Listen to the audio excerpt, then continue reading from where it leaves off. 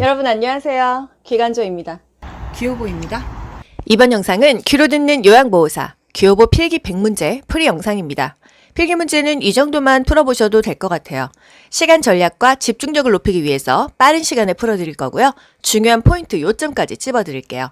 편하게 듣다 보면 어느새 고득점으로 합격하실 거예요. 귀요보와 함께 합격 가자! 좋아요 눌러주세요. 1번 노년기의 심리적 특성으로 옳은 것은 1. 외향성이 나타납니까? 내향성이 증가하죠. 안으로 파고들잖아요. 2번 의존성이 증가한다. 증가합니다. 의존하게 되니까요. 3번 의사결정이 빨라요. 뭐든지 느리죠. 결단이나 행동도 느려지고 매사에 너무 신중해지고 너무 망설이고 조심성이 증가하죠. 4번 친근한 사물에 대한 애착이 사라집니까? 친근한 사물에 대한 애착심이 오히려 더 증가한다는 거. 5번 일을 처리할 때 새로운 방식을 선호합니까? 새로운 방식을 굉장히 두려워해요. 자신에게 익숙한 거, 습관적인 거, 그런 것만 고수하고 새로운 거 어려워합니다. 도전적인 일도 꺼려요. 그래서 이게 바로 경직성의 증가다. 이런 뜻입니다. 2번, 다음 설명에 해당하는 노인의 심리적인 특성은 그냥 거기서 계속 문제가 나오는 거예요. 새로운 변화를 싫어한다 하면 여러분 딱 나와야 되죠. 왜? 경직되어 있으니까. 익숙한 습관이나 태도만 고집하고 도전을 꺼리고 두려워한다. 이거는 경직성의 증가입니다. 시험에 제일 많이 나왔던 문제예요. 3번, 노화에 따른 노년기의 특성 뭐죠? 유대감이 감소된다. 유대감 감소되죠. 정념퇴임하고 역할도 없고 내가 뭐 유대할 수 있는 사람 자체가 없으니까 조심성은 증가되고 우울증 경향도 증가되고 정서적인 의존성, 신체적인 의존성 다 증가되죠. 친근한 사물에 대한 애착심 자체도 더 증가합니다. 여러분 뭔가에 대한 애착, 물건에 대한 애착, 사람에 대한 애착은 결국 다 집착은 뭐죠? 저도 요즘에 마음을 비우려고 합니다. 뭔가를 집착하면 괴로워요. 4번 건강한 노화를 위한 방법으로 옳은 것은 뇌에 자극을 주는 활동을 한다. 이게 좋겠죠. 5번 수정확대 가족의 특징으로 옳은 것은 보기 볼 것도 없어요. 수정확대 가족 뭐예요? 성인 자녀가 그 근처 살면서 노부모 봉양하는 거, 보살피는 거죠. 뭐 케어 정도죠. 사실 봉양도 아니야. 그냥 뭐 오히려 노부모님한테 밑반찬 좀 갖다 드리고 자기도 좀 얻어먹고 김장 같이 담그고 뭐 이런 거겠죠. 노부모님이 아주 아무것도 못 하시면은 계속 보살펴 드리지만은 또 도움 받는 것들도 있다. 그리고 부모 한 명이 미성년 자녀와 함께 사는 거 이런 거는 뭐 한부모 가정이고요. 조부모와 손자녀가 같이 사는 거 조손 가정이죠. 6번 노인 부양 문제를 개선하기 위한 방안으로 옳은 것은 1번 사적 부양에 의존한다. 사적 부양에 의존했나요? 공적 부양과 사적 부양을 협력적으로 병행해서 노인을 부양했었죠. 그리고 사적 부양보다는 공적 부양, 나라에서 도와주는 게 더 많아져야 된다 그랬어요.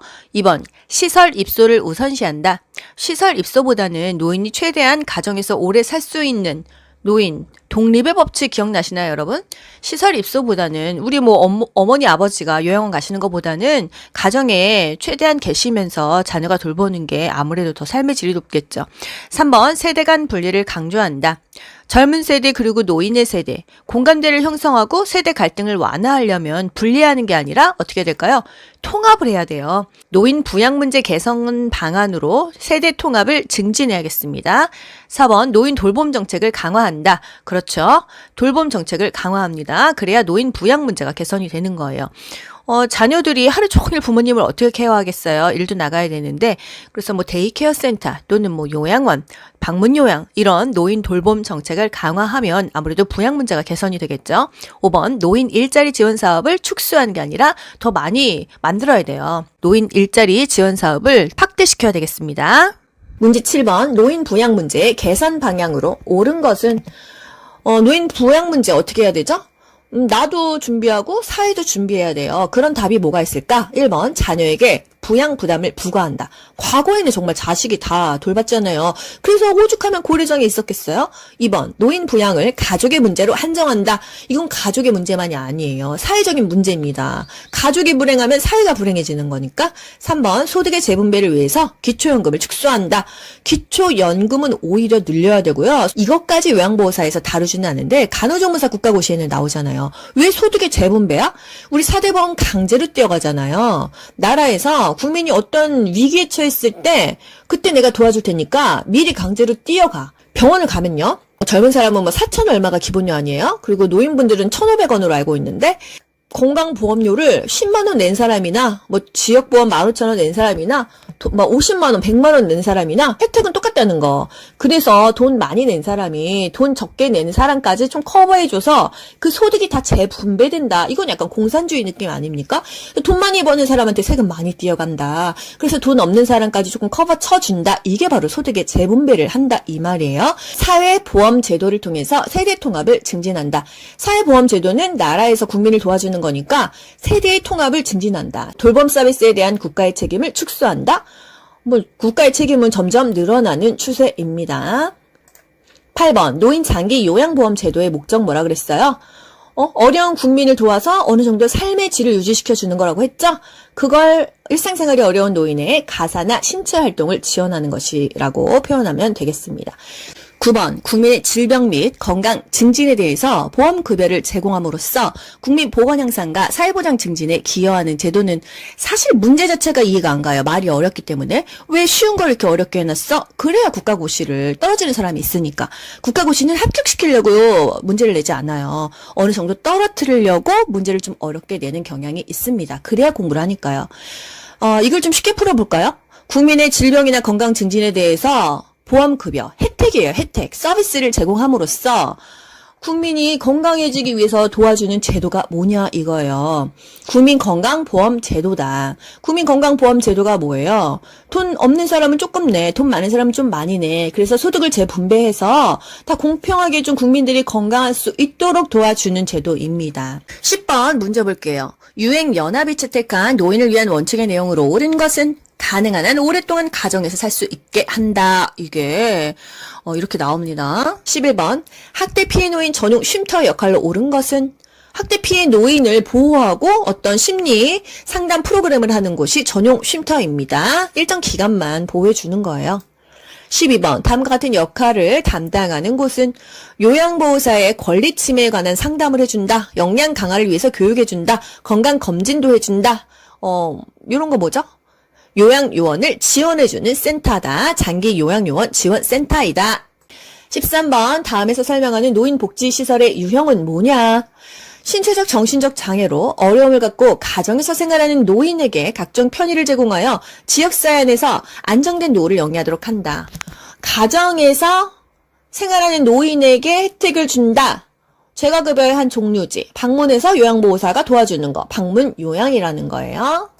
14번 장기요양급여 중에서 재가급여의 장점은 자기네 집으로 오는 거잖아요. 평소 친숙한 환경에서 서비스가 제공되는 장점이 있겠다. 15번 노인장기 요양 인정 신청 및 판정 절차에 대한 설명으로 옳은 것은 어떻게 신청을 해요? 우리가 국민건강보험공단에다가 신청을 합니다. 뭐 엄마가 만약에 65세 이상이신데 뭐 치매가 있으셔. 아니면 60세여도 치매는 되잖아요. 그러면 국민건강보험공단에 방문을 합니다. 방문을 하면은 거기서 기다리세요 하고 연락을 주고 집으로 찾아와요. 국민건강보험공단 직원이 집으로 찾아와서 이것저것 검사를 합니다. 한 52개 정도의 검사를 해요. 그 대상자한테 찾아와서 오늘 며칠이죠? 나이가 몇 살이시죠? 뭐 이런 거 물어봐요. 그리고 나서 의사소견서를 제출하세요 합니다. 의사소견서는 우리가 뭐 제출하는 게 아니라 그 다니고 있는 병원 원장님한테 말을 하면 알아서 컴퓨터에서 입력을 해서 공단으로 자동으로 넘어가요. 그렇게 되면 이런저런 서류를 다 받아서 공단에서 어디다 넘겨요? 등급판정위원회에다가 좀 심판 좀 해주세요. 판정 좀 해주세요 하고 넘기면 이때 결과가 나오잖아요. 1, 2, 3, 4, 5등급이다. 또는 인지지원 등급이다. 등급이 없다면 등급 외 등급까지 받을 수가 있습니다. 그러면 이 등급이 나오는 게 뭐죠? 그게 바로 인정서예요. 인정서를 받았어. 시설 가고 싶어. 데이케어 센터 가고 싶어. 이용계획서도 나오죠? 이 인정서와 이용계획서를 공단이 신청한 사람, 수급자나 보호자한테 주는 겁니다. 이 과정을 알고 나서 이 문제를 풀어보도록 할게요. 1번, 최종 등급 판정은 장기요양기관에서 합니까? 등급판정위원회에서 한다고 했어요. 장기요양기관은 센터잖아요. 센터에서 등급을 판정할 수 있는 권한은 없어요. 등급이 나오면 그 대상자를 케어하는 게 기관이죠. 2번, 방문조사는 교육을 이수한 장기요양기관 직원이 합니까? 방문조사는요, 국민건강보험공단 직원이 하는 거예요.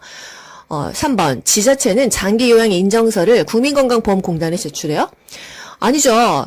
장기요양 인정서와 이용계획서를 신청한 사람, 수급자나 보호자에게 주는 데가 어디예요? 국민건강보험공단입니다. 우리가 국민건강보험공단에다 신청을 했으니까 거기서 등급 나오면 인정서 주고 이용계획서 주는 거예요. 4번, 결핵으로 신체활동이 어려운, 결핵은 노인성 질환 아니죠? 그럼 65세 이상만 대상자가 되죠? 그런데 60세 남자는 급여 대상자이다 했으니까 틀립니다. 5번, 표준 장기요양 이용계획서는 표준이란 말이요. 개인별 장기 요양으로 바뀌었죠. 그래서 여러분 국가고시에 표준이 나와도 맞출 수 있고 개인별이 나와도 맞출 수 있어야 돼요. 이용할 수 있는 계획서다. 그러면 본인 부담금이 얼마다 이런 게 나오겠죠. 국민건강보험공단이 수급자에게 제공한다. 맞죠? 건강보험공단이 이용계획서, 인정서를 수급자나 보호자에게 제공한다. 16번 장기요양급여 중 시설급여에 해당하는 것은 장기요양급여에 세 가지가 뭐가 있었죠? 재가급여, 시설급여, 특별현금급여가 있었죠? 이 중에 시설급여, 노인요양시설, 노인요양공동생활 가정이 있었어요. 이걸 찾으면 되겠습니다. 1번 단기보호, 단기보호는 뭐죠? 일정 기간 맡기는 거잖아요. 재가급여입니다. 2번 복지용구, 복지용구 대여를 얘기하는 거죠. 그 밖의 서비스, 기타 재가급여죠. 재가급여의 종류였다. 3번 가족요양비, 가족요양비는 뭐였죠? 특별현금 급여 중에 하나였어요. 재가급여도 안 되고 시설급여도 안 돼. 그럴 때 가족이 했을 때 돈을 받는다. 이게 가족 요양비였다. 4번 주 야간 보호. 우리가 길거리에서 보는 데이케어 센터죠. 보통 아침에 가서 저녁 5시, 6시 정도에 돌아옵니다. 일정 시간 하면은 주 야간 보호였어요. 5번 노인 요양 공동생활 가정. 입소자가 9명 이내고 어느 정도 대상자의 상태가 좋을 때 공생 노인 요양 공동생활 가정을 갑니다. 조금 더 상태가 안 좋으신 분들은 시설에서 조금 더 의료진도 있고 좀 철저하게 관리를 받아야겠죠. 그래서 입소자가 10인 이상, 20인, 30인, 40인 그런 식으로 있을 때는 시설로 갑니다. 노인 요양시설로 가요. 요양시설. 이것도 구분하셔야 돼요. 입소자가 9명 이내이다. 그러면 공생이에요. 공동생활 가정. 입소자가 10명, 20명, 30명이다. 10명 이상이다 하면은 요양시설이다. 이것도 비교하셔야 됩니다. 이게 어디에 포함되어 있다고요? 장기요양 그 서비스 급여 중에서 시설급여에 이 공생도 있고 요양시설도 있다. 17번 장기요양 등급판정 대상자에게 발급하는 장기요양 인정서에 포함되는 내용으로 옳은 것은 문제가 길잖아요. 여기서 결국 물어보는 건 뭐예요? 인정서죠. 그러면 여러분 시험지에서 인정서에 동그라미를 치면서 푸시는 거예요. 중요한 키워드는 항상 동그라미를 치고 아닌 것에는 X표를 치시면 됩니다. 1번 본인 부담금. 본인 부담금 돈 얘기는요. 이용계획서라고 했죠. 2번 재가급여의 한도액. 한도액도 돈 얘기죠. 이것도 역시 이용계획서입니다. 3번 장기요양 급여의 종류. 서비스의 종류. 요거는 인정서예요. 확실히 모르겠다. 일단 표시하고 4번으로 넘어가 볼까요? 장기요양 이용계획. 이용계획은 이용계획서죠. 5번 보호자의 기본적인 인적사항. 대상자의 인적사항은 인정서에 나오지만 보호자의 인적사항은 인정서에 나오지 않아요. 그래서 서비스의 종류, 그 대상자의 이름, 나이, 주소 이런 인적사항, 등급이 가장 중요하죠.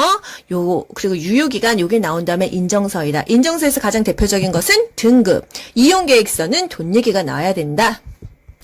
18번 장기요양 기간의 비용 청구 및 재원에 관한 설명으로 옳은 것은 노인장기요양보험 재원 조달 몇 프로인지 다시 한번 짚어볼까요? 본인 부담금이 재가급여는 15%, 시설급여는 20%였어요. 국가 지원 나라에서 보태주는 거 20%, 또 보험료 공단에서 보태주는 거 60에서 65%였다. 이걸 알고 보기를 보자고요. 1번 국가는 보험료의 예상 수입액의 20%를 부담한다. 국가 지원 20%라고 했어. 맞는 것 같아.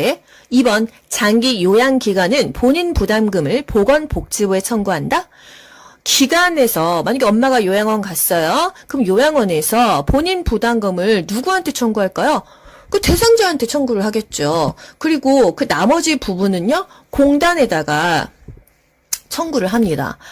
대상자도 돈을 내고 청구는 공단에다가 합니다. 건강보험공단에다가 장기요양급여를 청구를 합니다. 3번 장기요양보험료와 건강보험료는 통합회계로 관리한다. 우리 통합징수 배웠는데 이게 그건가? 여러분 돈을 한꺼번에 받아가는 것은 통합징수예요. 그런데 여기서 별도로 운영한다고 했잖아요. 통합회계가 아니고 독립적인 회계라고 요거는 암기하셔야 될 것 같아요. 이 운영하는 것이 별도이다. 이 회계라는 게 돈을 받아가는 게 아니라 계산하는 거라서 별도로 운영한다. 독립적인 회계이다. 이렇게 기억할게요. 4번 장기요양기관은 의료급여 수급권자의 급여 비용을 전액 부담한다. 장기요양기관은 한마디로 요양원인데 요양원에서 돈 안 받고 자기네가 그 전액 부담할 거면 그거 운영을 하겠습니까? 전액 부담을 하는 케이스는 뭐가 있었어요? 국민기초수급권자는 본인 부담금이 없었고 저소득층, 의료급여 수급권자는 법정 본인 부담금이 감면된다고 했어요. 40에서 60%. 그리고 만약에 전액을 부담을 해야 하는 곳이 있다고 한다면 그건 어디예요? 국가나 지방자치단체입니다. 그 공단 부담금이나 관리 운영비를 전액 부담하는 거는 국가나 지방자치단체이다. 기관은 아니다. 기관은 그 이익을 위해서 운영을 하는 건데 여기서 부담하지 않습니다. 5번 국민건강보험공단은 급여 비용을 연 1회 장기요양기관에 지급한다. 1년이면은 12달이에요. 뭐 받고 살아요, 기관은. 요양원 차렸는데 1년 동안 돈을 못 받으면 안 되죠? 그냥 매달 당월 지급하는 게 맞습니다. 여러분, 이 문제 조금 까다로웠지만, 그래도 중요한 건 뭐예요? 재원 퍼센트, 재가급여 15%, 시설급여 20%, 나라에서 20% 대준다.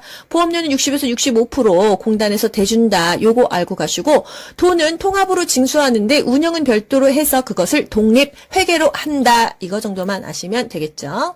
19번 문제 비슷한 문제인데요. 하나 다시 볼게요. 장기 요양기관의 비용 청구 및 지급에 관한 설명으로 옳은 것은 1번 수급자가 재가급여 비용을 전액 부담한다. 재가급여는 얼마큼 내요? 엄마가 재가급여 서비스 받아, 방문 요양 받아 15% 내는 거예요. 2번 지방자치단체장은 장기 요양보험료율을 산정한다. 장기 요양보험료율은요, 대한민국 다 똑같습니다. 서울이나 부산이나 제주도나 똑같아요. 그렇기 때문에 보건복지부 장기요양위원회에서 하지 지방자치단체장, 그러면 그 지방마다 다 다를 수 있잖아요. 아닙니다. 3번 장기요양기관은 한마디로 이걸 요양원을 대입하시면 될 것 같아요. 요양원은 시설급여 비용의 몇 프로를 부담한다? 기관이 부담하는 건 아니지만 시설을 가려면 수급자가 20%를 부담한다. 이게 맞죠. 4번 보건복지부는 비급여 항목 비용의 일부를 지원한다. 보건복지부가 돈을 지원하지는 않습니다. 비급여 항목은요, 수급자 100%, 본인이 전액 부담한다고 했어요. 5번 국민건강보험공단은 청구된 비용을 심사한 후에 지급한다. 그렇죠. 기관에서 신청했어. 그러면 심사한 후에 지급합니다. 되셨죠? 20번 인지기능이 저하된 치매 대상자의 일상생활을 돕는 방법으로 옳은 것은 치매 대상자 늘 습관적인 거 하던 거 익숙한 사람 좋죠? 1번 새로운 습관을 갖도록 도와준다. 이거는 치매 대상자에게는 적합하지 않아요. 2번 여가활동을 침상에서 하게 한다. 치매 대상자 어떤 운동이 좋다고 했어요? 서서 하는 운동이 좋다고 했습니다. 3번 가구를 바꾸어 기분 전환을 돕는다. 일반적인 대상자는 가능한데요. 뭔가 새로운 환경에 굉장히 좋지가 않다. 뭐가? 치매가. 4번 익숙한 사람과 규칙적인 생활을 하게 한다. 요거 맞죠? 익숙한 사람, 매일 걷던 길, 매일 가던 상가, 규칙적인 생활이 좋다. 매일 아침 7시에 일어나던 치매 노인이 어느 날 8시, 9시가 돼도 일어나지 않아. 어떤 몸의 이상 신호라고 볼 수가 있겠죠? 그래서 규칙적인 생활을 하는 게 중요합니다. 5번 할 수 있는 일을 서서히 줄여 대신해 준다? 그러면 결국 아무것도 못 하잖아요. 할 수 있는 일은 최대한 계속 본인이 하게끔 해서 잔존 기능을 최대한 유지시켜 준다. 우리가 다 해주면 대상자는 결국 아무것도 못하니까요. 다 해주는 게 좋은 요양보호가 아니라 스스로 할 수 있는 것을 계속 할 수 있도록 만들어주는 것이 중요하다는 거. 21번 일상생활이 어려운 재가 대상자를 위해서 요양보호사가 대행할 수 있는 업무는 1번 텃밭 가꾸기. 이거는 소일활동이죠. 2번 관공서 방문. 요거 가능해요. 뭐였죠? 집 밖에서 하는 거 개인 활동 지원 서비스였어요. 3번 애완견 돌보기나 제사 음식 준비 건강 검진은 요양보호사가 관여하지 않습니다. 아시죠? 외출 시의 동행 일상 업무의 대행은 개인 활동 지원 서비스라는 거. 22번 대상자가 외출할 때 동행하는 방법으로 옳은 것은 일단 외출을 어디로 하는지를 아셔야 되겠죠. 병원을 가는 건지, 산책을 가는 건지, 마트를 가는 건지요. 그랬을 때 계획을 세워야겠죠. 만약에 병원을 간다고 하면 몇 시에 병원이 예약이 되어 있는지, 예약이 안 되어 있는지, 그리고 비용은 준비가 되어 있는지, 아드님이 뭐 카드는 주고 갔는지, 이런 거를 다 확인해야 됩니다. 1번 구체적인 외출 계획을 세운다. 좋죠. 2번 보호자의 요구사항을 우선시한다. 우리는 항상 대상자의 요구사항을 우선시해야 돼요. 아들, 딸이 하라는 대로 하는 게 아니라 그 대상자, 어머니가 원하는 것을 해줘야 됩니다. 3번 요양보호사의 개인 업무를 병행한다. 사실 뭐 조금 병행을 하면 좋긴 하겠지만 그건 우리 입장이고 대상자 입장에서는 온전히 나를 위해서 시간을 쓰기를 원합니다. 그래서 아니죠. 4번 외출의 만족 정도를 누구한테 확인해요? 내가 외출을 누굴 데리고 갔어요? 대상자 데리고 갔죠? 그 대상자에게 확인하는 거지 보호자, 뭐 아들, 딸한테 확인하는 게 아닙니다. 5번 예기치 못한 일이 발생할 경우 동료 요양보호사와 상의한다. 동료 요양보호사가 나랑 그 수준이 비슷하단 말이에요. 그 이상의 좋은 해결이 안 나오겠죠? 센터장이나 그 더 높은 직책에 있는 사람에게 도움을 요청하는 게 좋습니다. 우리끼리 머리에서 아무리 쥐어짜봤자 좋은 해결책이 안 나와요. 경험이 없기 때문에. 23번 노인장기 요양보험 표준 서비스 중에서 정서지원 서비스를 제공한 것은 정서지원, 뭐 말벗 해주거나 대화하거나 의사소통하는 거였잖아요. 1번 목욕을 도왔다. 이거 뭐예요? 스킨십 갔으니까 신체활동 서비스죠. 2번 외출 시 동행했다. 외출 시 동행은 개인활동 서비스였어요. 그쵸? 3번 생활 상담을 해주었다. 맞죠? 4번 치의 변경. 이거 역시 신체를 스킨십한 거니까 신체활동 서비스. 5번 화장실 이동 도왔다. 이것도 팔 붙잡고 갔을 거 아니에요. 신체활동 서비스였다는 거. 24번 요양보호사가 동기 유발자로서 역할을 수행한 경우가 뭐냐? 동기 유발자, 아유 잘한다 잘하셨네요 이거죠. 1번 대상자의 보강 여부를 면밀히 관찰한다 관찰자죠. 2번 대상자의 심리적 문제를 가족에게 알린다 보고한다 정보를 전달한다는 거죠. 3번 숙련된 기술로 질 높은 서비스를 제공한다. 숙련된 수발자. 4번 대상자 스스로 신체활동을 하도록 격려한다. 격려한다. 잘하십니다. 동기유발자죠. 5번 대상자의 말을 경청하고 신뢰관계를 형성한다. 말벗이 되어주는 것이죠. 상담자의 역할이에요. 25번 요양보호사 관찰자 역할을 수행한 것은 1번 대상자의 입장에서 편들어준다. 편들어주는 것은 옹호자죠. 2번 기관장에게 대상자 정보를 전달한다. 전달자. 3번 지식과 기술로 대상자의 불편함을 경감한다. 숙련된 수발자죠. 4번 살피는 게 관찰자죠. 대상자의 맥박, 호흡 및 심리적 변화를 살핍니다. 서술어만 봐도 답이 나와요. 26번 다음 사례는 어떤 권리에 위배되느냐. 대상자가 얘기했어요. 매트리스가 푹 꺼져서. 매트리스 침대 하면은 뭐죠 여러분? 그냥 안락한이 연결되는 거예요. 그래서 문제 보지 않아도 매트리스 동그라미, 안락한 이렇게 한 다음에 그리고 나서 그냥 한번 쭉 훑어보셔도 되는 거예요. 이렇게 빨리 넘어갈게요. 27번 다음 대상자가 침해받은 권리는 개인 물품을 설치하거나 이용하는 것은 허용하지 않습니다. 개인 물품, 내 사물함에 설치할 수 없어? 좀 내 개인적인 취향을 무시하네. 개별화된 서비스를 제공받고 선택할 권리를 침해받았네. 그냥 딱 아셔야 돼요. 아시겠죠? 28번 다음에서 침해받은 권리는 휴대전화, 사진 촬영 이렇게 하면 딱 뭐 나오죠 여러분? 내 사생활이 지금 침해를 받았어요. 내 얼굴이 지금 막 어디 기사로 나오고 있어요. 내가 아무리 늙었어도 내 얼굴 마음대로 찍어가지고서는 자기가 라면 기부했다고 여기저기 올리면 너무 기분 나쁘겠죠? 사생활 보호가 안 되는 거예요. 휴대전화, 사진 촬영하면은 사생활과 비밀보장에 관한 권리다. 문제를 다 읽고 보기를 보지 않아도 키워드만 동그라미 치면서 문제 답 이렇게 빨리 푸시면요. 여러분 국가고시는 다 풀고서 시간이 남습니다. 29번 다음에 해당하는 노인학대 유형은 치매 증상이 심해져서 대소변 실금을 하는 노모에게 시설로 보낸다, 내쫓아버린다 이렇게 협박을 일삼는다면 정서적인 학대죠. 아시죠? 심리적으로 위축되죠. 30번 다음 내용에 해당하는 학대 유형은 물건을 파손하는 행위로 위협한다. 일부러 집어 던집니다. 집 밖으로 못 나가게 통제합니다. 뭐죠? 신체적인 학대예요. 31번 인지기능을 상실한 고의적으로 가출하게 하는 학대 유형은 일부러 내쫓는 거죠. 유기입니다. 유기. 요양보호사의 근로계약서에 명시해야 될 내용 일단 얼마 줄지 몇 시간 일해야 될지 내 업무는 뭔지 이것만 기억하세요. 1번 기간의 회계기준 땡. 2번 직원 채용의 과정 땡. 3번 임금의 구성 항목 그렇죠. 임금 알아야 되겠죠. 월급 얼마 주는지 알고 취업하죠. 4번 표준 서비스의 분류. 5번 장기 요용 인정번호. 다 쓸데없는 보기죠. 33번 다음 중 언어적 성희롱에 해당하는 행위는 일단 말로 하는 겁니다. 세치 혀로 하는 거 뭐 있을까요? 여러분 서술어만 보세요. 1번 껴안는다? 이거 접촉이죠. 육체적 성희롱이죠.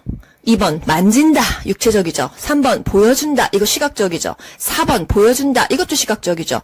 5번 묻는다. 뭘 물어? 과거 성관계 사실을 묻는다. 언어적 성희롱입니다. 여러분 서술어만 보고도 그냥 답이 딱딱 나와요. 34번 대상자로부터 성희롱 당했을 때 대처법은 의뢰한다, 대응한다, 알린다, 설명한다, 항의한다. 뭘까요? 일단 1번 대상자를 다른 기관에 의뢰한다. 이거는 요양보호사가 할 일은 아니에요. 2번 대상자에게 감정적으로 대응하면 안 된다고 했어요. 더 흥분한다. 3번 관리 책임자에게 피해 사실을 알린다. 이런 부분에 있어서 교육이 좀 강화돼야 된다고 생각이 드는데 좀 답답한 마음입니다. 4번 대상자가 받을 불이익에 대해서 설명한다. 이거는 우리가 그 앞에서 설명하면 뭐합니까? 5번 대상자의 행동에 대해 가족에게 항의한다. 이거는 차후에 열받으면 하도록 합시다. 일단 대처는요 조금 냉철하게 해야겠죠. 35번 다음에 해당하는 성희롱 유형은 음란한 사진 전송에 나 눈 버렸어. 고의적으로 엉덩이를 깠어. 노출했어. 눈이 버렸어요. 시각적 성희롱입니다. 36번 요양보호사가 지켜야 하는 행동 규범은 1번 좋은 복지용구는 직접 판매한다? 아니에요. 우린 세일즈맨이 아닙니다. 2번 기관장의 지시는 선택하여 따른다? 마음은 사실 그러고 싶어요. 하지만 그냥 다 지시에 따른다는 거. 3번 대상자의 사적 정보를 외부기관과 공유하면 안 되죠. 4번 급한 경우 보고 없이 근무지를 비울 수 있다? 안 됩니다. 급하더라도 전화라도 금방 할 수 있잖아요. 못하러 보고 없이 합니까? 5번 서비스 제공과 관련된 기술을 지속적으로 습득한다? 아주 좋아요. 37번 요양보호사가 지켜야 할 직업윤리 원칙은 1. 대상자보다 가족의 요구를 우선시한다? 아닙니다. 가족보다 대상자예요. 2번 업무 중간에 급한 개인적 용무를 해결한다? 안 됩니다. 그 시간은 온전히 대상자만을 위해서 쓰고 퇴근하면 개인적 용무 보세요. 3번 새로운 지식과 기술을 지속적으로 학습한다? 아주 좋죠. 4번 서비스 방법을 모를 때 계획을 수정하는 게 아니라 서비스 방법에 대해서 공부를 해야겠죠. 5번 친밀도를 높이기 위해 줄임말을 자주 사용한다? 친밀하지 않습니다. 반말 쓰면은 다 기분 나빠해요. 나이가 어린 사람들도 나이 먹은 사람이 나한테 반말하면 그렇게 좋지 않아요. 존중해주는 게 좋다. 하물며 나보다 나이가 많은 사람한테는 당연히 존칭을 써야겠죠. 38번 요양보호사가 직업윤리를 준수한 사례는 1번 제공해야 될 서비스 내용을 사전에 확인해야죠. 오늘 치매 대상자야. 인지자극훈련 나 몇 분 해야겠어. 어떤 훈련할까? 이런 거 머릿속에 다 집어넣어 가세요. 2번 대상자의 미미한 변동사항은 보고를 생략한다? 아닙니다. 미미한 변동사항이 크게 사고가 날 수가 있어요. 여러분 작은 것에 민감하셔야 됩니다. 몸이 안 좋은 분들이시기 때문에 미미한 변동사항을 내가 얼마나 예민하게 캐치하느냐에 따라서 그 사람의 나중에 삶의 질이 또 달라지잖아요. 조금 거동이 이상했어. 조금 말하는 게 어눌해. 이거 그냥 아이고 오늘은 컨디션이 안 좋으신가 보다 하고 넘어가면 되겠습니까? 이거 혹시 뇌졸중 전조 아닐까? 보고를 해야겠죠. 3번 서비스를 제공하고 며칠 후에 한꺼번에 기록해요. 오늘 일도 몇 시간 전 일도 기억이 안 나요. 바로바로 기록해야 돼요. 4번 업무의 장소에서 대상자에 관한 이야기는 제발 하지 마세요. 5번 요양보호사의 주관적 판단에 따라 업무를 수행한다. 객관적이고 지침에 따라서 하셔야 됩니다. 39번 요양보호사가 지켜야 될 직업윤리의 원칙은 1번 시설의 물품은 자신의 집으로 가져간다. 이러신 분 정말 있습니다. 커피 믹스 10개씩 한 주먹씩 집어가요. 이거 도둑질이에요. 2번 동료에게 자신의 근무를 대신해달라고 한다? 사실 공공연하게 이런 일이 있을 수도 있겠지만은 직업윤리에 이런 게 답이겠습니까? 3번 업무 중 알게 된 동료의 학대 행위는 신고해야 돼요. 내가 오늘 그 대상자가 하도 짜증나게 굴어가지고서는 어떻게 했었지? 이러면은 그 동료, 잘했다, 야. 나도 짜증나서 죽는 줄 알았다. 이러면 되겠어요? 이 학대 행위를 신고해야 됩니다. 4번 대상자에게 자신의 힘든 상황에 대해 이야기한다? 대상자가 힘든 사람인데 요양보호사가 거기 가서 아이고 난 남편하고 이혼 안 하고 자식도 아프고 돈도 없고 이런 얘기 하면은 그 사람이 동기부여가 되겠어요? 마음이 더 울적하고 우울하죠. 여러분 아무리 힘든 상황에 있어도 긍정적인 말을 뱉고 웃는 사람을 옆에 두고 싶지 눈물 질질 짜고 막 그런 사람은 사실 내 에너지가 너무 빨려서 옆에 두기 힘듭니다. 5번 서비스 제공 내용은 월말에 모아서 종합적으로 기억한다? 월말에 하나도 기억 안 나요? 여러분 옛날에 여름방학 일기 숙제 낸 거 기억나시나요? 과제? 저도 한 달 거 몰아서 쓰는데 정말 죽는 줄 알았습니다. 날씨도 다 틀리고 뭐든지 그때그때 하셔야 돼요. 아시죠? 40번 요양보호사가 윤리적 책임을 준수한 사례는 장기 요양 인정 신청을 유도했다 하지 마세요. 대상자의 시선을 피하며 대화했다. 왜 피하나요? 저렴한 복지용구를 직접 대여해주었다. 뭐 이걸로 우리가 뭐 돈 버나요? 직접 대여하지 마세요. 대상자의 상태 변화를 면밀히 관찰했다. 아주 좋죠. 엑셀런트합니다. 5번 가족과 별도로 서비스 계약을 체결했다.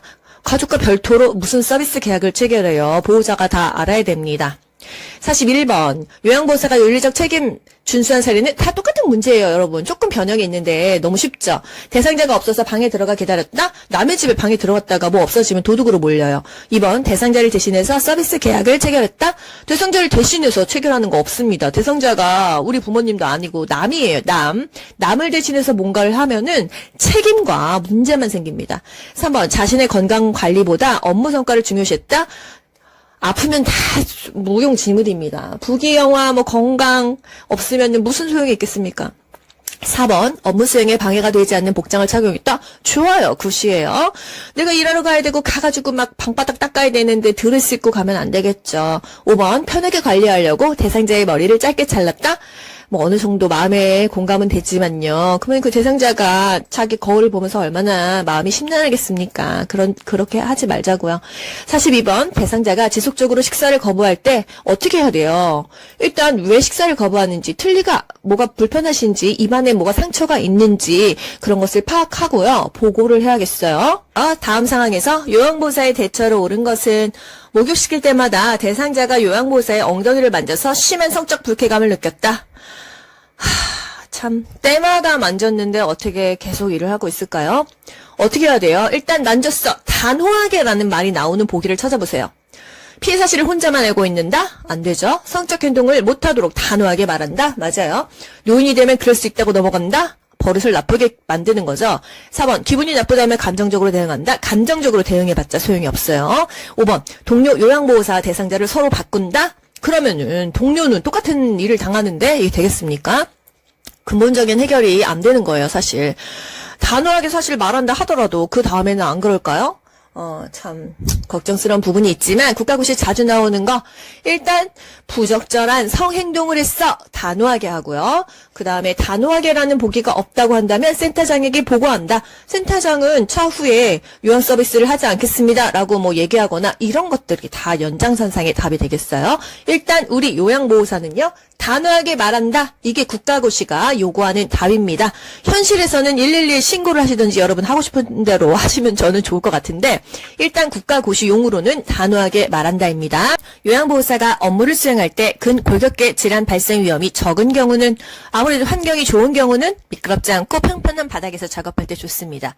무거운 물건을 드는 경우 아무래도 발생 위험이 높죠. 불편한 자세, 반복적으로 같은 동작을 하는 경우 이런 건 직업병이 걸려요. 어두운 조명에서 야간 작업을 해? 안 그래도 야간이 힘든데 불까지 어두우면 사고 나겠죠.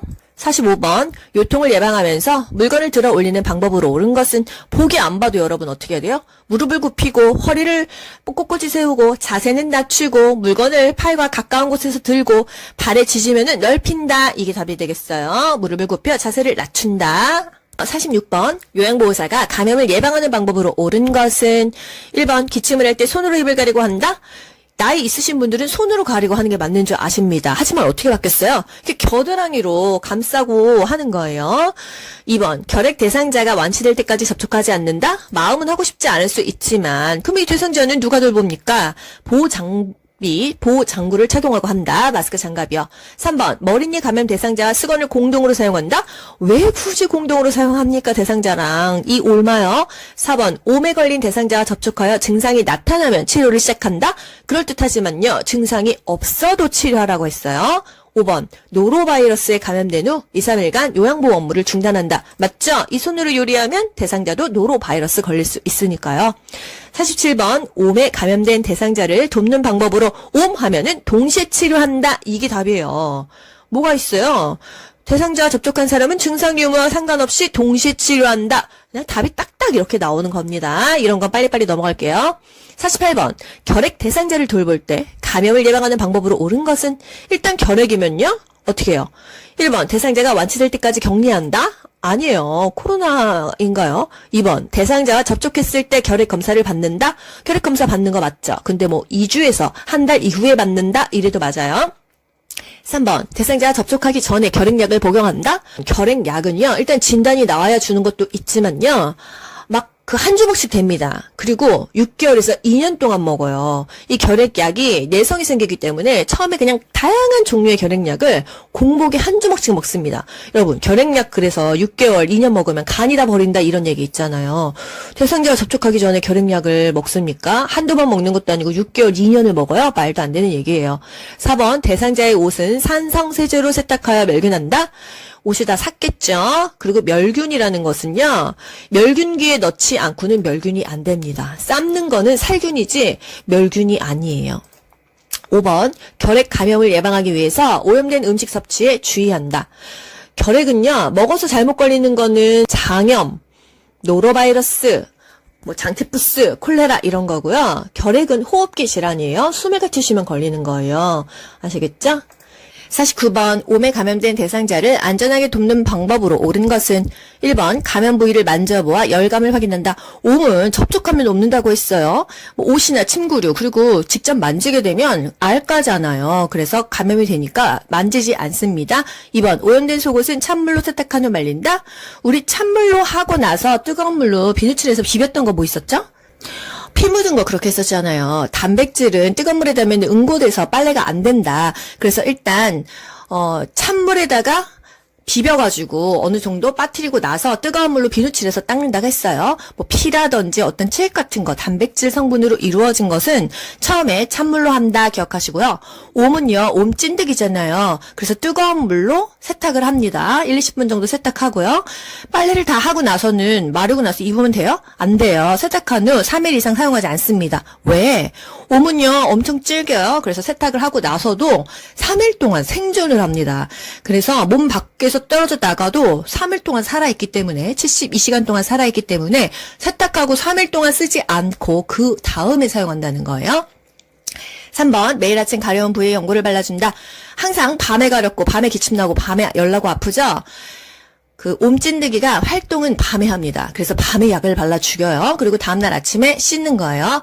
4번, 세탁이 어려운 침구는 다리미로 다린 후 사용한다. 침구류, 뭐 매트릭스 이런 거 있잖아요. 그런 거는 다리미로 지지면 한마디로 그게 살균 효과가 되겠어요. 뭐 그 매트릭스를 질질 끌고 햇볕에 널어서 말릴 수도 있죠. 뭐 한 3일은 말려야 됩니다. 근데 중간에 비울 수도 있잖아요. 그래서 다리미로 한마디로 그 지져서 옴진드기를 죽인 후에 사용한다. 요게 빨리빨리 할 수 있는 좋은 방법이 되겠어요. 5번, 대상자와 접촉한 후 24시간 내에 예방접종을 받는다. 여러분, 일단 예방접종은요, 걸리기 전에 항상 받는 거고, 옴 여러분, 예방접종이 있는 거 혹시 보셨나요? 없습니다. 옴 예방접종이 어디 있어요? 찐득인데? 그쵸? 접촉하면 걸리는 거니까 접촉을 안 하는 게 가장 중요하고요. 만약에 신체 접촉이 있었다면은, 다 동시 치료를 해야 됩니다. 그런데 증상이 있는 사람만 치료했나요? 증상 유무에 상관없이 그냥 접촉이 있었으면 동시 다 치료를 해야 된다. 그래서 굉장히 번거로운 게 옴이라는 거. 옴 하면은 동시 치료한다. 증상이 있는 사람만? 아니 증상이 없는 사람도 증상이 있건 없건 상관없이 동시에 치료하는 게 중요하다. 3일 동안 떨어져 나와서도 잘 산다. 그래서 침구류는 빨아도 3일 있다가 사용한다. 이게 답이 되겠어요. 50번, 노화로 간 기능이 변화되어 나타날 수 있는 결과는 간 기능이 나이가 먹으면 어떻게 되느냐? 1번, 당 내성이 증가한다. 당 내성이 뭐라고 했죠? 포도당을 분해시키는 능력이에요. 이 능력이 떨어져서 당뇨에 걸린다. 분해가 안 되니까.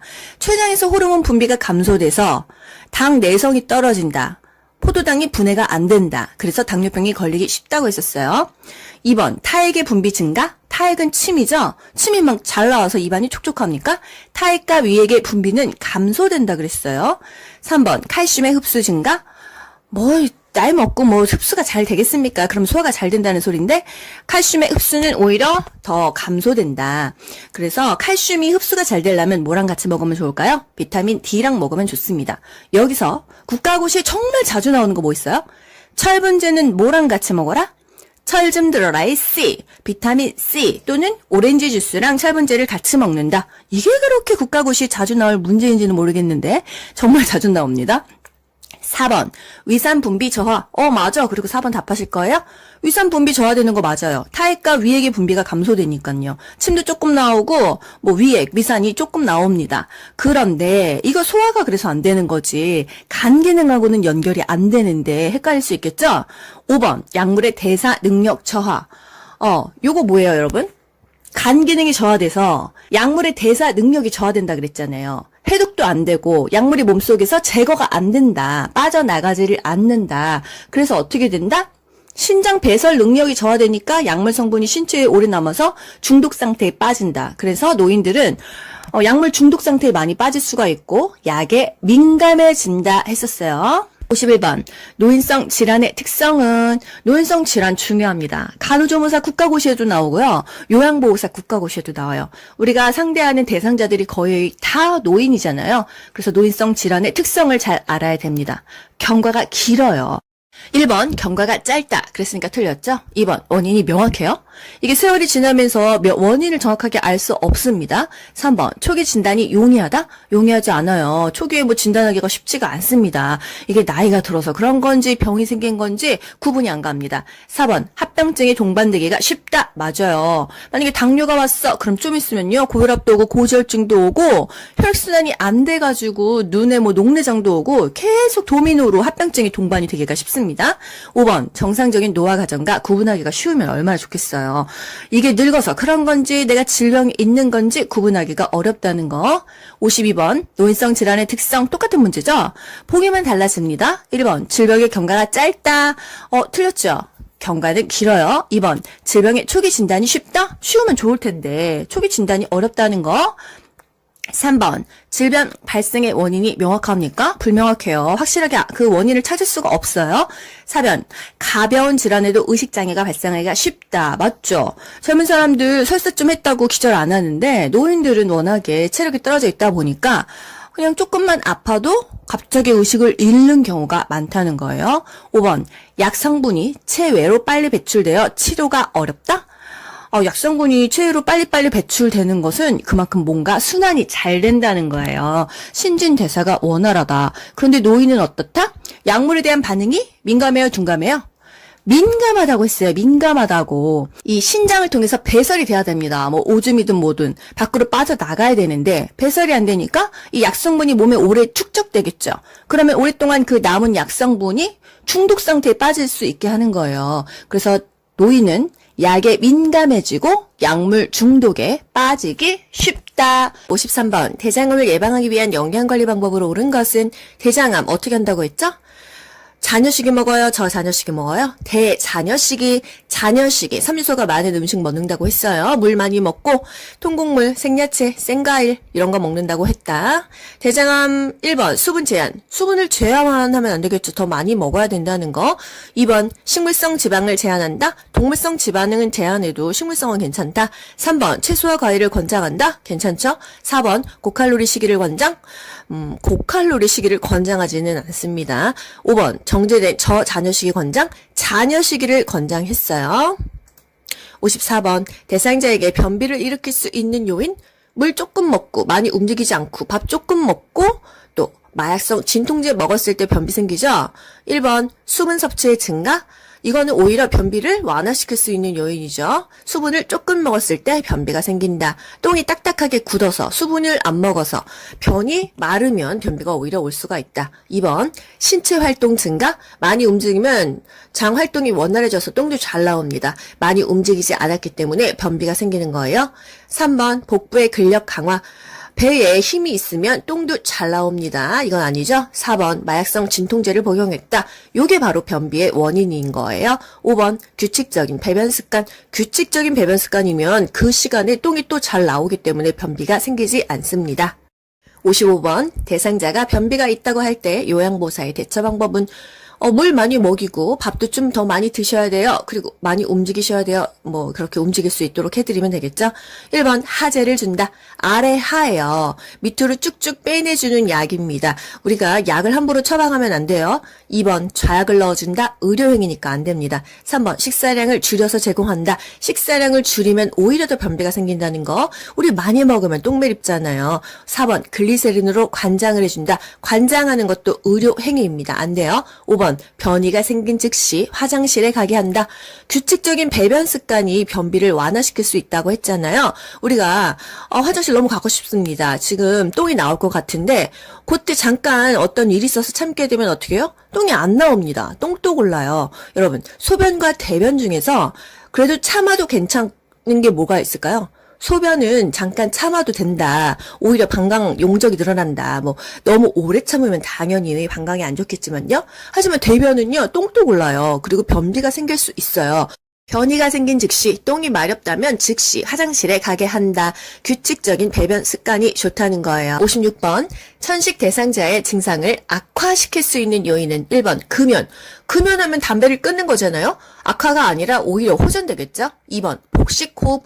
복식호흡 좋습니다. 우리 화났을 때도 복식호흡하고요. 명상할 때도 복식호흡해요. 3번 가벼운 실내 운동. 실내 운동이 천식이 좋죠. 실외에 나갔어. 꽃가루 날렸어. 그러면은 천식 생길 수 있고요. 갑자기 차갑고 건조한 공기에 나가서 천식 기침하죠. 4번 기관지 확장제 투여. 천식 대상자가 운동하러 나갈 때 기관지를 확장해 주잖아요. 오히려 더 좋다는 거. 5번 고양이 목욕시키기. 고양이 알레르기 없으신 분은 괜찮은데요. 막 털만 봐도 재채기 하고 하면 어떻게 돼요? 고양이 못 키우잖아요. 저도 고양이를 키우고 뭐 털이 온몸에 붙어 있는데 저는 다행히 뭐 알레르기가 없습니다. 57번 노화에 따른 호흡기계 변화로 오른 것은 뭐 좋은 게 있겠습니까? 다 나빠지잖아요. 폐활량이 증가해요? 더 감소합니다. 2번 기침 반사 증가. 여러분 기침 반사는 좋은 거죠? 목에 뭐가 걸렸어. 그만 이러면서 가래도 뱉어내고 살에 걸린 것도 뱉어내는데 이제 나이가 먹으면 기관지도 좁아져요. 모든 게 다 좁아집니다. 뭐 혈관도 좁아지잖아요. 그렇기 때문에 기침 반사가 감소돼요. 그래서 노화가 되면 기침 반사가 감소된다. 증가되는 게 좋은 거니까. 3번 선모 운동의 감소. 필터링이 안 됩니다. 코에 털도 있어야 나쁜 것도 다 걸러주는데 감소된다. 요거 맞죠? 4번 코 점막의 건조함이 감소돼요. 나이 먹으면요 피부도 건조해. 코 점막도 건조해. 눈도 건조해. 다 건조합니다. 5번 기관지 내의 분비물 감소. 분비물은 오히려 많아집니다. 할아버지들 길 가다가 코 풀고 가래 칵 백화죠. 안 좋은 거는 더 분비물이 더 증가한다는 거. 58번 심장질환 대상자가 복도를 걷다가 어지럼증을 호소할 때 우선 해야 될 행동은 어지럽다 하면은 바로 그 자리에 앉히거나 그 전에 자세를 돌아간다 그랬어요. 침대에서 일어났는데 어지럽다. 그럼 다시 눕히는 거였죠? 걸어가다가 어지러워. 그럼 잠깐 앉아야 되는 거예요. 뭐 복이 사실 볼 것도 없습니다. 도움을 청하러 다른 데를 가면은 그 사이에 쓰러지겠죠. 안 되겠죠. 옆에를 지켜줘야 돼요. 59번 심부정증 대상자를 돕는 방법으로 옳은 것은 1번 매일 체중을 측정한다. 괜찮죠? 체중 측정하라고 했어요. 왜? 부종 정도를 확인하기 위해서. 2번 식사량을 늘려 제공한다. 아까 뭐라 그랬어요? 식사를 소량씩 섭취하고 염분, 수분, 고지방, 고콜레스테롤을 제한하라고 했어요. 3번 계단 오르기 운동을 격려한다. 계단 오를 때 숨이 차다고 했잖아요. 하지만 금연과 규칙적인 운동은 격려한다고 했습니다. 4번 항상 탄력 스타킹을 신게 한다. 피 더 안 통하겠죠. 5번 온 냉탕을 오가며 목욕하게 한다. 심장 질환자가 금지해야 될 게 냉탕 온탕 왔다 갔다 하면서 혈액순환 갑자기 잘 되면 어떻게 해요? 심장 마비 오죠. 그래서 우리 사우나 가면 뭐라고 써 있습니까? 심장 질환자, 임산부, 술 먹은 사람은 사우나에 뭐 들어오지 마세요. 이거 붙여놓잖아요. 심장이 안 좋으면 이 온도 변화에 민감하다는 거. 60번 퇴행성 관절염 대상자의 만성 통증을 완화할 수 있는 방법으로 옳은 것은 퇴행성 관절염 하면은 수영하고 연결하셨어야 되죠. 1번 체중을 늘린다. 체중을 줄여야 관절염, 무릎이 더 안 아프겠죠? 2번 매일 등산을 한다. 등산은 오르고 내리면서 체중 부하가 되기 때문에 관절염 환자한테는 더 좋지 않습니다. 3번 수영한다 좋죠. 4번 고섬유질 식이를 섭취한다. 그 식이섬유소를 많이 먹는 거는 변비를 예방하는 거예요. 그리고 뭐 대장암 환자들이 먹죠. 5번 비타민 C의 섭취를 늘린다. 비타민 C는요, 여러분 철분제 먹을 때 흡수가 안 되니까 비타민 C랑 먹어라 기억하시죠? 철 좀 들어라 이 C. 비타민 섭취를 늘렸고요. 퇴행성 관절염은 뭐를 먹었죠? 비타민 D를 먹었죠. 칼슘 플러스 비타민 D를 먹었다는 거 기억하세요. 61번 복합성 요실금 있는 대상자를 돕는 방법으로 옳은 것은 복합성 요실금 하면은 어떤 관리해야 됐죠? 살 빼야 됐잖아요. 비만 관리를 한다, 체중을 조절한다, 살 뺀다. 그쵸? 1번 비만 관리를 한다. 요게 답입니다. 2번 웃음요법을 권장한다. 기침, 웃음, 재채기, 달리기, 줄넘기 하면은 오히려 복부의 압력이 증가해서 오줌이 나온다고 했어요. 3번 매일 줄넘기를 시킨다. 줄넘기 하면은 오히려 소변이 나옵니다. 4번 수분 섭취를 제한한다. 수분을 오히려 더 잘 먹는다고 했어요. 그래서 방광 기능을 유지한다. 5번 식이섬유가 적은 음식을 제공한다. 식이섬유소가 풍부한 채소와 과일 섭취를 해서 변비를 예방해야지 요실금도 예방할 수가 있습니다. 비만은 복부 내 압력을 증가시키니까 체중 조절하고 변비를 예방해주고 골반 근육 강화 운동을 하는 게 요실금의 좋은 답이겠죠. 62번 노화로 인한 비뇨 생식기계 변화로 옳은 것은 1번 잔뇨량의 증가. 맞죠? 배뇨 후에 잔뇨감이 있다. 소변 줄기가 가늘어진다. 소변이 바로 안 나오고 힘을 주어야 소변이 나온다 그랬어요. 2번 방광 용적의 증가. 방광 용적이 작아져서 오줌이 찔끔찔끔 나온다고 했습니다. 3번 난소의 크기 증가. 난소의 기능이 오히려 감퇴가 되겠죠. 왜요? 에스트로겐이 감소되니까요. 여성 호르몬이 폐경과 함께 떨어지니까 난소는 어떤 기능을 했어요? 난자를 보관하고 배란이 이루어지는 장소, 임신을 할 수 있는 장소였어요. 기능이 오히려 더 감퇴가 된다. 4번 질의 윤활 작용이 증가됩니까? 질의 윤활 작용이 감소되죠. 질 수축도 안 되죠. 분비물도 저하되고 건조하다고 했습니다. 5번 골반 근육 조절 능력은 증가하는 게 아니라 감소되고 약화된다. 그래서 요실금이 온다고 했어요. 63번 피부 건조증 대상자를 돕는 방법으로 옳은 것은 피부가 건조해요. 보습 발라야 되겠죠? 1번 모직물로 만들어진 의복을 입히나요? 면직물이 좋아요. 2번 실내 습도는 20% 정도로 유지한다. 좀 낮습니다. 정상적인 실내 습도는요 40에서 60%가 좋습니다. 가습기 틀어줘야겠죠? 3번 실내 온도는 30도 이상으로 유지하면 한여름이에요. 보통 병상에서는요 한 22도 정도를 좋다고 합니다. 또 4번 때를 자주 밀어 피부를 청결하게 한다. 때를 자주 밀면 가뜩이나 얇은 피부에 자극이 가잖아요. 그래서 피부가 두껍지 않는 이상 때를 막 미는 것은 그렇게 좋지 않다는 거. 5번 샤워 후 물기가 남아있을 때 보습제를 바른다. 사실 뭐 물기 살짝 닦고 바르기도 하는데 물기가 다 건조가 되면은 더 건조하니까 약간 물기 있을 때 뭐 보습제, 로션, 오일 이런 것을 바른다. 이게 답이 되겠습니다. 64번 둔부에 욕창이 있는 대상자를 돕는 방법으로 옳은 것은 엉덩이에 욕창이 있어요. 똑바로 누워있는 와상 환자일 확률이 높겠죠?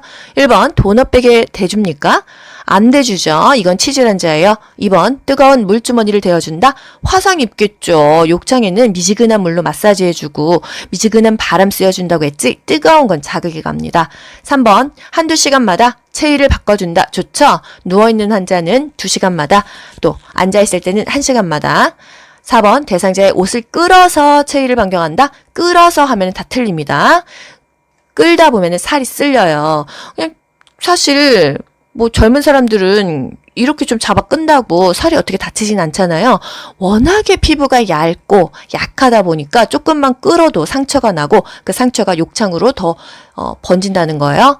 5번 파우더를 발라 피부를 건조하게 해준다. 가뜩이나 건조해서 촉촉하게 해줘야겠죠. 파우더 바르지 않습니다. 도넛 베개 하지 않아요. 65번 뇌졸중에 대한 설명으로 옳은 것은 1번 도파민 부족으로 발생한다. 도파민 부족하면은 파킨슨이었죠. 2번 좌뇌가 손상되면 좌측 마비가 발생합니까? 반대쪽 크로스 우측 마비가 발생하겠죠. 3번 측두엽이 손상되면 술 취한 사람처럼 비틀거린다. 술 취한 사람처럼 비틀거리는 것은 운동 신일조증인데 손해가 손상됐을 때 이 균형이 장애가 온다고 했어요. 4번 안정시의 떨림 하면은 파킨슨이죠. 무표정한 얼굴 이것은 파킨슨의 특징이다. 5번 뇌로 혈액을 공급하는 혈관이 막히거나 터져서 발생한다. 뇌졸중 맞죠? 막히면 뇌경색, 터지면 뇌출혈입니다. 66번, 뇌에 혈액을 공급하는 혈관이 막히거나 터졌을 때 나타날 수 있는 증상은 한마디로 뇌졸중 증상 물어보는 거예요. 1번, 묽은 혈변, 피똥 싸는 거, 이거 아니죠. 2번, 전신성 수포, 이거는 대상포진일 확률이 높다. 3번, 관절 부위의 통증, 관절 부위가 통증이 있는 것은 퇴행성 관절염일 수 있겠죠. 4번, 몸의 균형 감각 상실, 맞죠? 균형 감각이 상실된다. 손해가 손상됐다면 운동 실조증이 온다는 거. 5번, 가래가 나오는 기침. 어느 정도 적당한 가래는 다 누구나 나오는데요. 만약에 점액성의 화농성 가래다, 끈적끈적한 고름 가래다 하면은 우리 호흡기계에서 배웠던 만성 기관지염이겠죠? 67번, 다음의 방법을 통해서 예측할 수 있는 질환은 말을 해보기 해서 발음이 정확한지 확인한다. 웃어보기 해서 입모양이 좌우 대칭인지 확인한다. 여러분 뭐죠?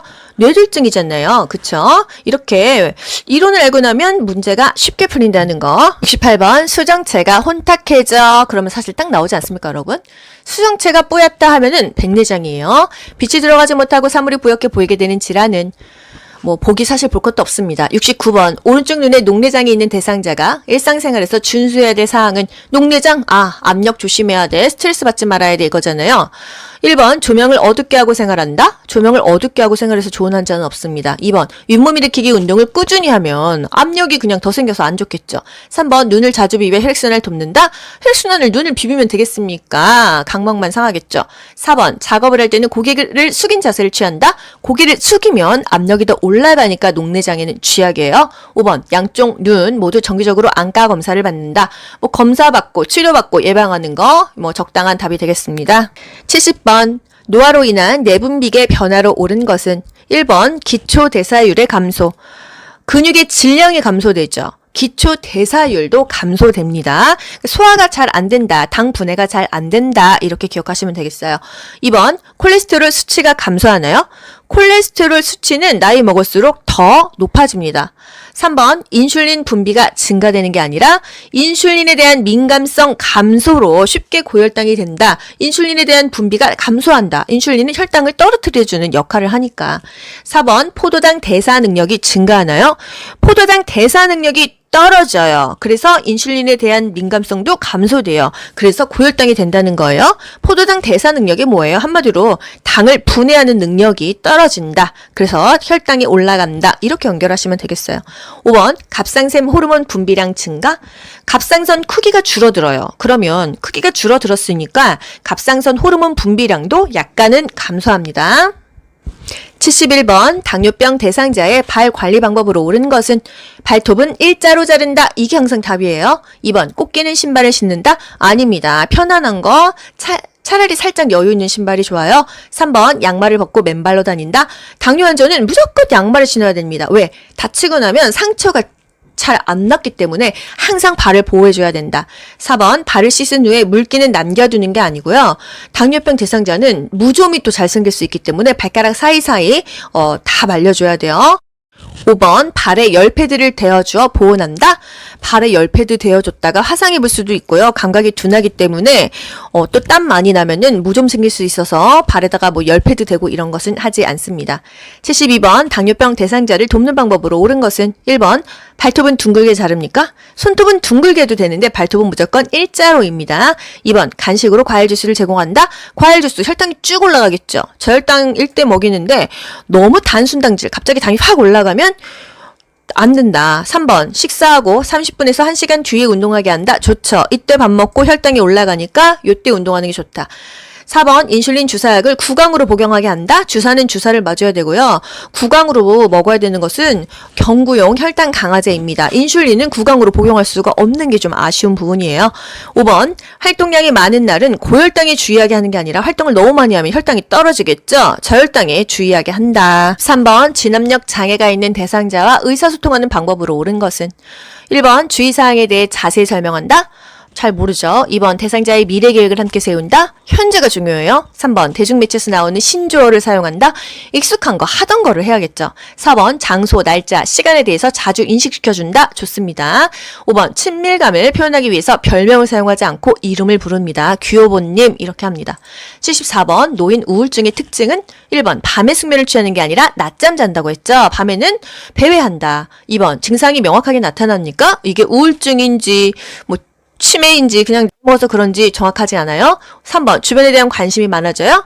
만사다 귀찮습니다. 4번 친근한 물건에 대해 애착이 증가합니까? 이것은 그냥 노화의 하나의 증상이지 우울증은 다 그냥 갖고 싶은 것도 없고 먹고 싶은 것도 없고 하고 싶은 것도 없고 가고 싶은 것도 없습니다.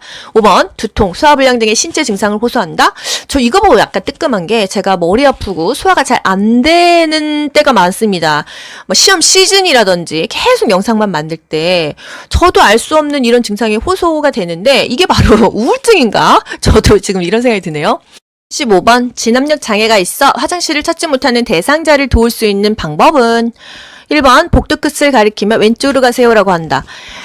가리켜도 잘 모릅니다. 2번 하던 일을 마무리해야 해요 하면 기다리게 한다. 3번 조금 전에 알려드렸잖아요. 기억을 상기시킨다. 4번 사무실 쪽을 쳐다보면 저기 가서 물어보세요 라고 한다. 5번 데리고 가서 화장실 표시가 있는 여기로 들어가세요 라고 한다. 지정해 주는 것이 좋습니다. 진압력 장애는 지금 여기가 어딘지 몇 시인지 낮인지 밤인지 모르는 게 너무 많기 때문에 대상자가 만약에 배를 이렇게 만져도 어디가 아프세요? 이렇게 말하면 안 되고 배를 누르면서 여기가 아프세요? 머리를 만지면서 여기가 아프세요? 이렇게 구체적으로 해줘야 그나마 의사표현이 된다는 거예요. 아시겠죠? 76번 알츠하이머병에 관한 설명으로 옳은 것은 1번 초기부터 가족을 못 알아본다? 초기에는 일상생활 가능합니다. 2번 초기에는 독립적인 생활을 할 수 있다. 맞습니다. 밥도 먹고 양치도 하고 세수도 하고 합니다. 근데 단기 기억력은 떨어지고 장기 기억력은 유지할 수 있다 했잖아요. 3번 초기부터 장기 기억력 저하가 나타난다? 아니죠. 4번 말기에는 언어적 의사소통을 할 수 없어요. 무언증, 앵무새처럼 따라한다. 5번 말기에는 과거에 대해 힌트를 주면 기억을 해낸다? 말기에는 장기 기억, 과거 것까지도 기억을 못한다. 아쉽죠. 77번 선망하면은 급성질환이었죠. 호전과 악화를 반복한다. 이게 답이죠. 만성으로 진행되는 것은 치매. 주의 집중력이 유지되면 얼마나 좋겠어요. 집중을 못한다는 거. 증상이 서서히 나타난다. 이거는 치매고요. 증상이 급속하게 나타난다. 이게 선망이죠. 신체 생리적 변화가 적은 게 아니라 기복도 심하고 변화도 많은 게 선망이 되겠습니다. 18번 노인의 건강 증진을 위한 영양관리 방법으로 옳은 것은 1번 육류는 숯불에 굽는다? 숯불에 구우면 탄 고기는 암 걸린다고 했으니까 아니죠. 2번 음식의 간은 뜨거울 때 맞춘다? 뜨거울 때 맞추면 간이 안 맞는다고 했어요. 짠맛을 제대로 못 느끼니까 소금을 엄청나게 집어넣는다. 그래서 간은 뜨거울 때 맞추지 않는다가 답이죠. 3번 칼슘제는 비타민 K와 복용하여 흡수를 도와요. 칼슘제는 비타민 D랑 먹죠. 철분제는요. 철 좀 들어라이 C, 비타민 C였어요. 비타민 K는요. 보통 이제 쥐약을 놓으면은 그 쥐들이 왜 죽을까요? 이 혈관이 다 터져서 죽습니다. 그래서 이 사람 같은 경우도 뭐 쥐약을 먹었다 그러고 병원 가면요 비타민 K 주사 놓고 이렇습니다. 혈액을 응고시키는 거예요. 비타민 K는요. 4번 식초, 후추, 파, 마늘과 같은 향신료를 사용한다. 맞죠. 사실은 뭔가 아닌 것 같지만 이런 걸 사용해서 입맛을 돋구지 좀 소금은 조금 쓴다 이 말입니다. 5번 단백질 보충을 위해서 일주일에 한 번 콩이나 유제품을 섭취한다? 일주일에 한 번이면 한 달에 4번 먹어요? 아니에요. 콩이나 유제품은 매일 섭취합니다. 단백질이 얼마나 중요해요. 79번 노인에게 영양 문제가 발생하는 요인으로 옳은 것은 1번 칼슘 흡수력 증가. 흡수력이 증가되면 얼마나 좋겠습니까? 근데 신체 기능은 다 떨어진다. 감소되겠죠? 2번 소화액 분비 증가. 소화액이 분비가 증가되면 소화가 잘 되고 얼마나 좋아요. 그런데 감소된다. 또 타액, 소화액, 위액 다 감소된다. 3번 삼키는 능력이 증가되면은 잘 꼬깍꼬깍 잘 먹고 좋은데 이 연하곤란, 삼킴 곤란이 돼서 살에도 많이 걸리고 이로 인해서 흡인성 폐렴이 생긴다 했어요. 4번 구강 건조증이 감소되면 얼마나 좋겠냐마는 입이 바짝바짝 마르죠. 5번 갈증에 대한 반응이 저하된다. 맞아요. 목마른지 내가 목이 마른지 안 마른지 모릅니다. 물을 안 먹어서 탈수까지 올 수가 있다. 미각과 후각이 저하된다. 그래서 짜게 섭취하니까 고혈압 심장병도 악화되고 활동량도 감소되고 시력도 저하되고 육체적으로는 다 나빠진다는 거. 80번 식사를 도울 때 수분을 충분히 섭취하도록 권장해야 하는 질환은 일단 간심신 갑부는 아니겠죠. 1번 방광염, 방광에 염증이 있어. 염증은 물을 많이 먹어야 된다. 오케이죠. 2번 봅시다. 폐 부종? 우리 간심신 갑부지 폐는 없었는데 부종이면 여러분 붓는 거잖아요. 그렇기 때문에 이거는 수분의 관계가 있구나. 요거는 패스. 3번 간경화, 간심신 갑부의 첫 번째 간이니까 복수 찬다. 이거 아니죠. 수분을 먹으면 안 되는 거니까 4번 심부전. 심장이 부전해. 이거는 물 조금 먹어야겠지. 5번 만성 신부전. 신장이 부전해. 얘도 붓겠지. 만성이든 그냥 신부전이든 요거는 수분을 제한한다. 여러분 아시겠죠? 간심신 갑부 외에 또 다른 게 나와도 붓는다, 부종이 있다, 뭔가 부전하다, 원활하지 못하다 하면은 수분을 제한해야 되는 거고, 염증에는 물을 많이 먹는다. 아시겠죠, 여러분? 요인이 운동을 기피하는 요인으로 옳은 것은 1번 낙상에 대한 두려움이 있다. 그렇죠. 다칠까봐 두려워서 스키를 못 타요. 2번 자극에 대한 반응이 빠릅니까? 걸어가고 있는데 오토바이가 휙 지나가면 그냥 확 피하나요? 아니죠. 느려요. 3번 관절의 가동 범위가 증가합니까? 다리가 막 180도로 쫙쫙 찢어지고 유연하고 이 관절이 막 움직이지 않잖아요. 한계가 있습니다. 폐조직의 탄력성이 감소해서 피곤하다고 했고요. 5번 심장 근육의 수축력이 강해지면 좋죠. 수축력이 약해지니까 심부전이 온다고 했어요. 82번 시설 대상자의 숙면을 돕는 방법으로 옳은 것은 1번 시원한 콜라를 제공한다. 잠이 활짝 깨겠죠. 그리고 이제 카페인이니까 오후에는 안 된다. 2번 수면제를 장기간 복용하게 한다. 오히려 숙면 안 돼요. 3번 취침 전에 고강도 운동을 하게 한다. 이 잠자리에 들기 전에는 과한 운동을 하지 않습니다. 스트레칭 정도 괜찮죠? 4번 옆 대상자가 시설에서 코를 골면 다른 방으로 옮겨준다. 좋죠. 코 고는 사람들만 모아놨으면 좋겠습니다. 5번 잠이 오지 않는다고 하면 텔레비전을 시청하게 한다. 사실은 뭐 텔레비전 보다가 잠이 들기도 하는데 그러면 어때요, 여러분? 텔레비전은 드라마에 나왔던 그 내용에 꿈을 꿔요. 저 같은 경우도 유튜브 틀어놓고 자잖아요. 유튜브 내용대로 꿈을 꿔요. 그래서 제가 이 귀간조, 귀요보, 국가고시 이 시즌 임박했을 때 여러분에게 밤에 들으면서 자라고 하는 게 이 무의식적으로 밤에 꿈까지 꾸면서 머릿속에 저장이 돼서요. 내가 왠지 그냥 확실하진 않지만 이 보기를 찍었는데 이게 답이 맞는 경우가 많아요. 그래서 잠이 오지 않는다고 하면 사실 텔레비전, 유튜브 안 보는 게 좋긴 한데 시험이 임박하셨으니까 여러분은 수험생이기 때문에 유튜브 재생 목록 들으면서 주무셔도 괜찮습니다. 잠 잘 자시잖아요, 여러분. 잠 안 와서 막 맨날 밤새 공부하고 이러신 분 없는 것 같아요. 83번, 숙면을 돕는 방법으로 옳은 것은 1번, 오후에 카페인 음료를 준다? 줄여야겠죠. 2번, 잠이 올 때까지 텔레비전을 보게 한다? 오히려 각성돼서 잠이 안 온다는 거. 3번, 밤잠이 부족한 경우 낮잠을 자게 하면 밤에 더 안 자고 숙면이 안 되죠. 4번, 매일 일정한 시간에 잠자리에 들게 한다? 이거 맞죠. 뭐 잠이든 밥이든 규칙적으로 하는 게 좋다. 운동도 마찬가지고요. 5번, 잠자리 직전에 과격한 운동을 하면 안 좋다고 말씀드렸어요. 뇌졸중 대상자가 성생활에 대해서 고민을 했어요. 그럼 내가 요양보호사로서 어떻게 얘기해 줘야 될까요? 성생활 한다고 뇌졸중이 악화되는 건 아니에요. 이렇게 얘기해 주라고 합니다. 1번 성생활은 하지 않는 것이 좋아요. 사실 저는 이게 더 좋지 않나 싶은데 성생활로 뇌졸중이 악화되지는 않는데요. 근데 아무래도 막 피가 쏠리고 이래가지고 무리는 가지 않을까 싶은데 요게 답이라는 거. 3번 윤활제는 사용하지 않는 것이 좋아요. 건조하기 때문에 사용하면 좋습니다. 4번 뇌졸중 치료제를 드시면 성기능이 좋아져요? 그렇지는 않죠. 뇌졸중 치료제는 뇌졸중 치료하는 거지 성기능은 비아그라잖아요. 비아그라 잘못 먹으면 또 심장마비 올 수도 있어요. 5번 체위 변화를 위한 기구는 성생활에 도움이 되지 않아요? 이게 몸이 너무 불편하신 분들도 성생활을 하고 싶으면 기구를 써도 괜찮다는 거. 우리가 성적인 문제에 대해서는 뭐 쉬쉬하는데 사실 성생활 한다고 뇌졸중이 악화되는 건 아니다. 내가 몸이 좀 아프다고 해서 이 삶의 질을 포기할 수는 없다. 왜? 성적 욕구는, 성적 표현은 인간의 기본 욕구니까 성욕과 식욕은 분리할 수가 없다는 거죠. 85번 편의점에서 구입할 수 있는 상비약은 1번 항생제, 항생제는 무조건 병원입니다. 2번 이뇨제 병원이죠. 3번 수면제도 수면 유도제는 약국에서 팔 수가 있지만 편의점에서는 안 팔아요. 4번 해열진 통제 요거 팔죠. 감기약 팔죠. 파스 팔죠. 소화제 팔죠. 요 정도는 팔고 있다는 거. 5번 혈압 강화제? 편의점에서 이런 거 구입할 수 있으면 뭐 좋긴 하겠지만 남용, 오용이 되겠죠. 86번 철분제 복용하는 방법 뭐예요, 여러분? 보기 안 봐도 너무 뻔하죠? 비타민C, 철 좀 들어라, C, 오렌지 주스. 답 2번 되겠습니다. 철분제를 녹차에 타서 복용하겠습니까? 어지러움증이 있을 때마다 복용하게 한다? 코팅된 약을 삼키기 힘들 때는 쪼개서 복용하게 한다? 쪼개면 안 된다고 했어요. 복용을 잊은 경우 따블로 먹는다? 요것도 아니라는 거. 여러분 답이 너무 술술 보이시죠? 계속 반복하시다 보면은 정말 문제를 5초 안에 푸는 기적을 여러분들이 느끼시게 될 거예요. 금연에 나타나는 변화로 옳은 것은 무조건 좋아진다가 답이에요. 1번 성기능이 감소한다. 땡. 2번 기대수명이 감소한다. 기대수명이 아무래도 금연하면 조금이라도 좋아진다. 3번 손상된 폐기능이 악화된다. 금연했는데 왜 악화돼요? 4번 심장병 발생 위험 감소하죠. 5번 혈중 산소량이 정상보다 감소한다. 금연했으면 오히려 더 좋아진다. 그래서 혈중 일산화탄소량이 정상으로 회복된다. 이게 답이 되겠습니다. 여러분 어려운 거 없으시죠? 문제를 볼게요. 88번 인플루엔자 예방접종 주기. 인플루엔자가 뭐죠 여러분? 독감주사입니다. 매년 맞아라. 답은 매년 또는 1년이 되겠어요. 89번 노인이 10년마다 추가로 받아야 하는 예방접종. 우리 파디하자고 했죠? 10년마다 파디하자고. 파상풍과 디프테리아.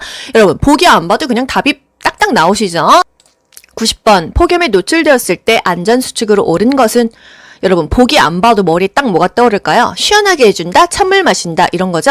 1번 야외 활동을 격려한다. 밖에 지금 35도 40도로 불볕 더위가 있는데 밖에서 조금만 나가 있으면 쓰러지죠. 2번 따뜻한 물로 통목욕을 시킨다. 더 죽습니다. 3번 시원한 물을 천천히 마시게 한다. 괜찮아요. 4번 구강으로 섭취하는 음식물의 양을 늘린다. 물은 먹어도 되는데 음식물 양을 늘릴 필요는 없어요. 5번 두꺼운 담요를 덮어 체온 손실을 예방한다. 이건 겨울이죠. 여름에 더워 죽어요. 91번 겨울철 생활안전 수칙으로 옳은 것은 겨울철은 따뜻하게 해줘야 되고 해 쬐일 때 돌아다니는 게 좋죠. 1번 손을 주머니에 넣고 걸으면 넘어지면은 이게 손으로 못 짚으니까 그냥 바로 그냥 골절 심하게 엉덩방아 찌면 또 고관절 나가겠죠. 2번 두꺼운 옷을 여러 겹 입는 게 아니라 얇은 옷을 여러 겹 입어야지 두껍게 너무 여러 겹 입으면 둔해지잖아요. 3번 새벽보다 낮 시간에 운동한다. 노인들 새벽에 진짜 운동하러 나갔다가 새벽에 담배 피러 나갔다가 뇌졸중 걸리는 경우 많습니다. 4번 실내 운동보다 실외 운동을 권장한다. 밖에 나가서 운동하기엔 좀 추워요. 겨울에는 실내에서 그냥 이 거실과 방 왔다 갔다 걷고 맨손 체조하고 이런 것들이 더 좋다는 거. 5번 따뜻한 곳에 있다가 바로 차가운 곳으로 나간다. 이건 무슨 뭐 일부러 극기 훈련하는 건 아니잖아요. 이렇게 되면 뇌졸중이 더 올 수가 있으니까 조심해라. 92번 요양보호사가 업무 내용을 기록하는 목적은 아까 기록의 목적 뭐였죠? 요양보호사가 활동하는 것을 입증할 수 있고 책임성을 높이면서 그 대상자가 받을 수 있는 서비스의 연속성과 표준화에 기여하고 또 중요한 정보를 그 관련자들과 나눌 수가 있다. 이런 내용이 있었어요. 1번 서비스의 연속성 유지. 맞죠? 대상자가 연속적인 서비스를 받고 표준화된 서비스를 받을 수 있는데 기여를 하는 게 기록의 목적이라고 했으니까요. 2번 업무에 대한 책임 회피, 책임감이 오히려 강해지죠. 3번 대상자의 개인정보 공유, 대상자의 개인정보를 공유하지 않습니다. 개인정보 누설하게 되면 2년 이하의 징역 또는 2천만 원 이하의 벌금을 받을 수가 있어요. 4번 보호자와의 밀착 관계 형성, 뭐 나쁜 건 아니지만 대상자와 더 밀착하게 관계를 형성하는 거죠. 항상 대상자 위주지 보호자가 먼저가 아닙니다. 5번 기관 중심의 서비스 계획 수립, 기관 중심이 아니에요. 사람 중심, 그 대상자 중심의 서비스를 해야 된다는 거 아시고 계시죠?